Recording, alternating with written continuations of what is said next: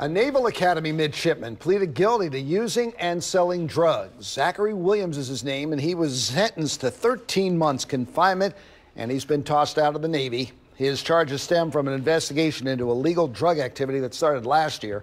In total, 6 middies were kicked out of the academy. 5 were disciplined for other policy violations.